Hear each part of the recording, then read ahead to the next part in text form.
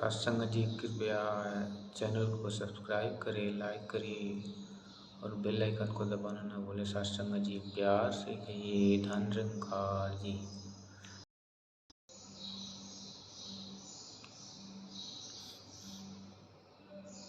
सत्संग जी प्यार से कहिए धन निरंकार जी। बोले सतगुरु माता सुदीक्षा सविंदर हरदेव जी महाराज की जय। सत्संग जी आज दास से एक छोटा सा विचार रखेगा, आशा भी परवान करेंगे।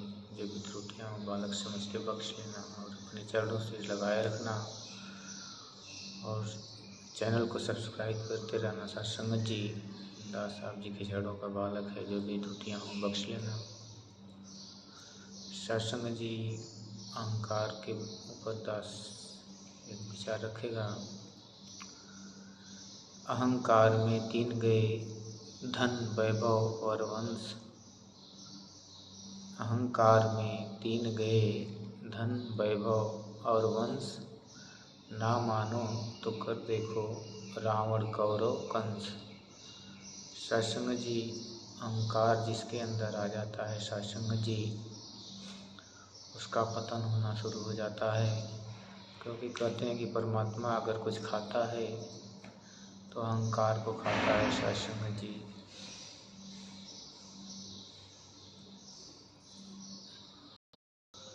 किसी को बल का अहंकार, किसी को धन का अहंकार, किसी को सुंदर होने का अहंकार, किसी को दौलत का अहंकार, किसी को अपने हुनर पे अहंकार, किसी को अपने बिल्डिंग के ऊपर अहंकार, किसी को अपने परिवार पे अहंकार।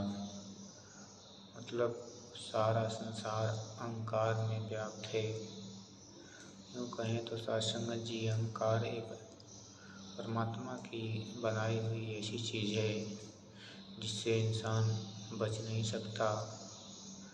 इस पे सतगुरु बाबा अवतार सिंह जी ने लिखा है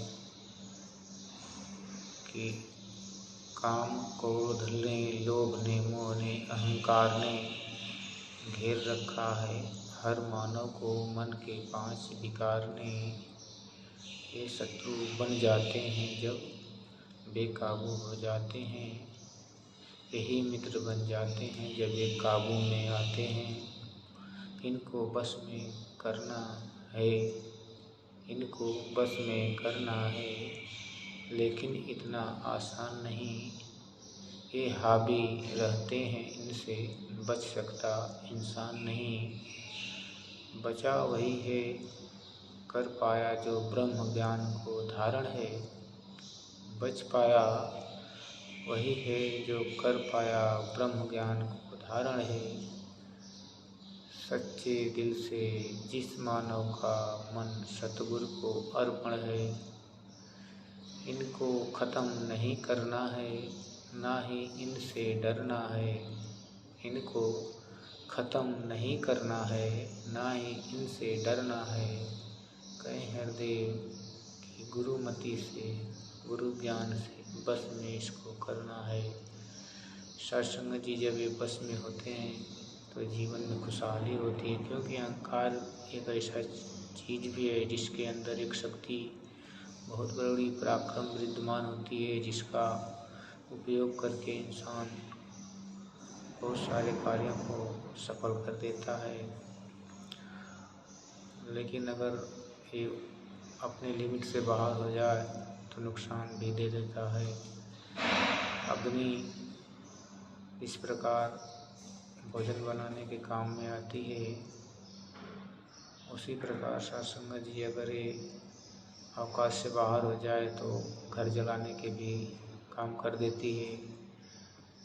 इसी प्रकार वायु लिमिट में हो तो जीवन दे देती है, लिमिट से बाहर हो तो घर आग में उजाड़ देती है। हवा लिमिट से बाहर हो सत्संग जी तो आंधी बन के कितने नुकसान कर देती है, पेड़ों को गिरा देती है। यानी इन सभी का मिलजुल होना बहुत ज़रूरी है। ये सारी चीज़ें मानव शरीर के अंदर विद्यमान हैं, जो समय समय पर ज़्यादा होने पर क्रोधित हो जाता है इंसान और कुछ नुकसान कर बैठता है अपना।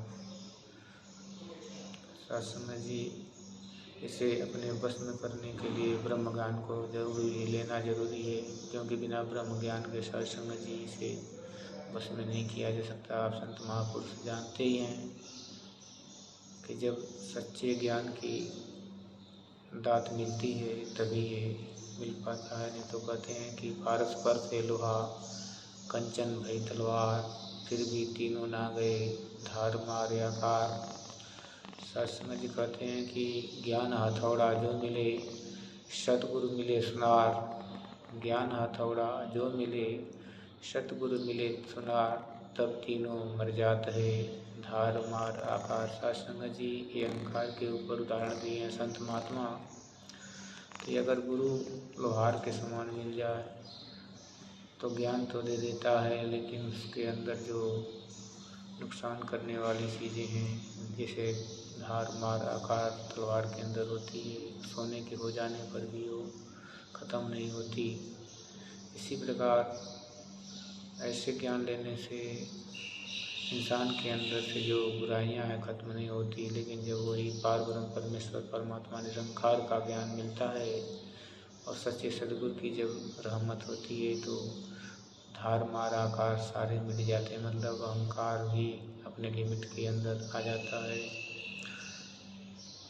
निरंकारी महात्मा जितने भी हैं इस संसार में जब गुजरते समय कुछ अचानक से कोई बात हो जाती है तो हर इंसान लिमिट से बाहर हो जाता है, लेकिन जो संसारिक इंसान है वो अपने गुमान पे अहंकार पे खुश होता है। लेकिन निरंकारी महात्मा जब शांत होता है तो अपने किए हुए गलतियों का एहसास करके प्रभु परमेश्वर से निरंकार से क्षमा मांगता है कि हे सतगुरु, मैंने जाने अनजाने में क्रोध में आकर किसी का अनभला कह दिया, कुछ नुकसान कर दिया, तो बख्श लेना, आगे से सम्मति देना कि ऐसी जुबान कटीली जुबान न आए। सत्संग जी प्यार से कहिए। धन्यवाद।